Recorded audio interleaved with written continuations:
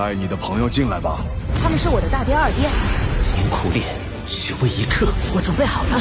通知宗门弟子撤离，否则整个昊天宗都会被... Хуюйхао немного проучил секту Святого Духа. Вместе с Наной он вторгся в отделение злых мастеров. Как было показано в серии, Электролюкс передал ему свои знания и обучил некромантии. Так что злые мастера, по сути, не представляют для Хуюйхао слишком большой опасности. Кстати, имитация Хуюйхао крайне имбовая штука. Она имеет практически безграничный потенциал. Хуюйхао может скрыть себя полностью, скрыть других, или взять облик совершенно другого человека, например, какого-нибудь титулованного, и разгуливать в таком виде. Ван Дун пришел к Хуюйхао на каникулах. Он стал куда сильнее и достиг 60 ранга. За это время это очень быстрый рост. Для примера, Хуюйхао где-то на 44-45 уровне.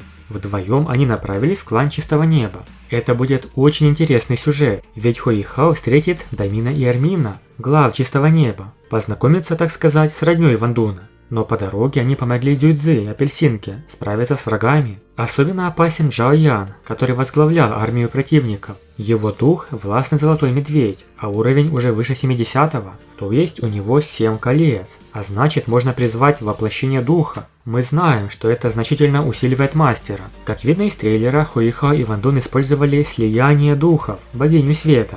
Дзюйцзы впервые увидела такое мощное слияние духов и была поражена. Это уже второй раз, когда Хуюйхао спас ее в критический момент жизни и смерти. Неудивительно, что сердце Дзюйцзы было покорено. Она была настолько тронута, что сказала: «Никогда не забуду эту сцену». Также она пообещала, что если они встретятся в будущем и будут врагами, она пощадит Хуюйхао. После этого Хуюйхао с Ван Дуном направились к нему домой. Но возвращение домой не в Божественное Царство, откуда действительно пришел Ван Дун. Нет, это будет легендарный клан Чистого Неба. По прибытию Хуюйхао был слишком впечатлен. Это величественное место по-прежнему было таким великолепным и непостижимым. Посмотрев на эти золотые символы, Хуюйхао мгновенно вошел в состояние просветления. Ван Дун познакомил Хуюйхао со своими двумя дядями, Дамином и Армином. Как мы знаем, на самом деле, это знаменитый лазурный буйвол Апитон и обезьяна Титан.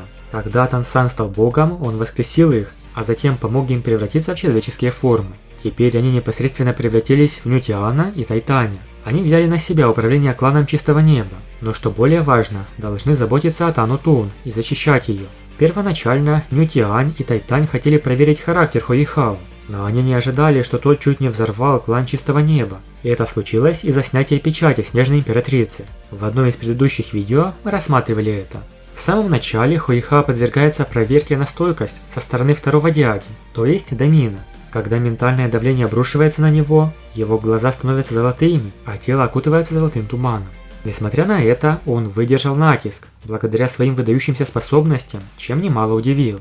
Ван Дун, слегка рассерженный на своего дядю, сказал, что Хуюйхао его друг и не заслуживает такого обращения. Внутри замка Хуюйхао понял, что Ван Дун принадлежит к могущественному клану Чистого Неба, который существовал задолго до Академии Шрека и имеет долгую и славную историю. Когда второй дядя немного проверил Хуюйхао, Ледяная Императрица высоко оценила его силу. Его ментальная сила оказалась выше, и она не могла ощутить его совершенствование, что значит, он сильнее ее. Он, по крайней мере, так же силен, как старейшина Сюань из Академии Шрека. На самом деле, уровни Нютиана и Тайтаня 99 и 98 соответственно, что крайне впечатляет, а их кольца еще более удивительны. Надеемся, в серии покажут, насколько они могущественны.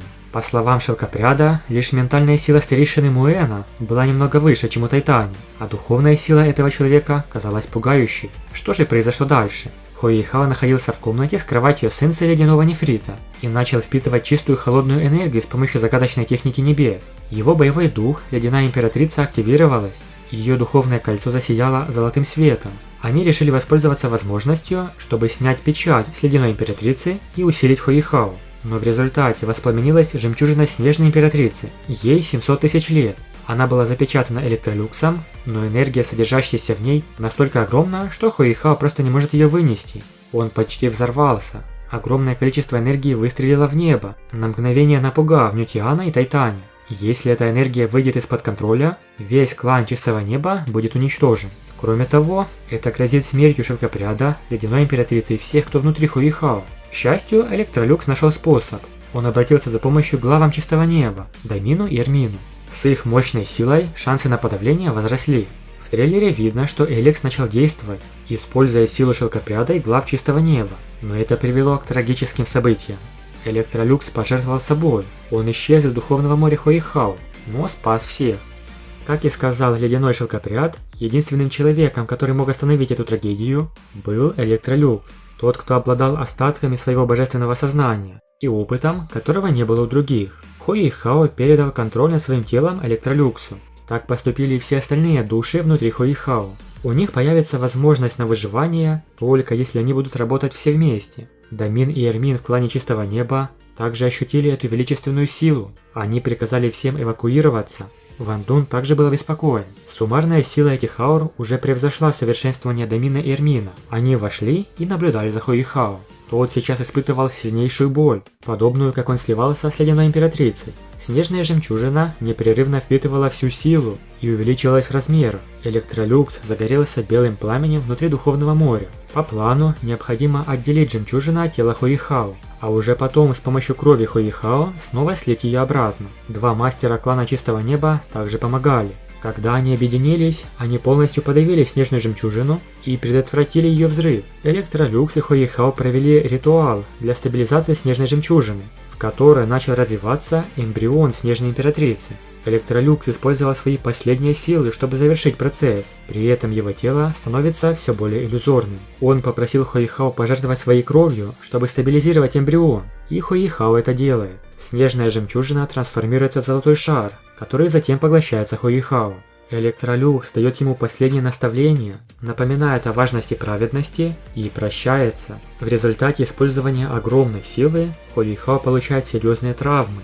Его духовное море серьезно повреждено, и он впадает в бессознательное состояние. В процессе восстановления он обнаруживает, что его духовная сила уменьшилась, но в его глазе судьбы появился золотой зародыш, который тесно связан с его собственной духовной силой. Хуэйхао также понимает, что 2 из 4 духовных отпечатка в его духовном море исчезли и переживает глубокую скорбь. Электролюкс полностью исчез, пожертвовав своим божественным сознанием для спасения Хуэйхао и перерождения Снежной Императрицы. Хуэйхао продолжает свое восстановление, понимая, что теперь он связан с новым духовным существом, которое является новой формой жизни Снежной Императрицы. Да, поступок Электролюкса достоин уважения. Он сделал все, чтобы помочь Хуэйхао и всем душам внутри. Большое спасибо за просмотр. Напишите в комментариях, хотите ли вы увидеть возрожденных Дамина и Эрмина в следующей серии. Подписывайтесь на канал и всем пока.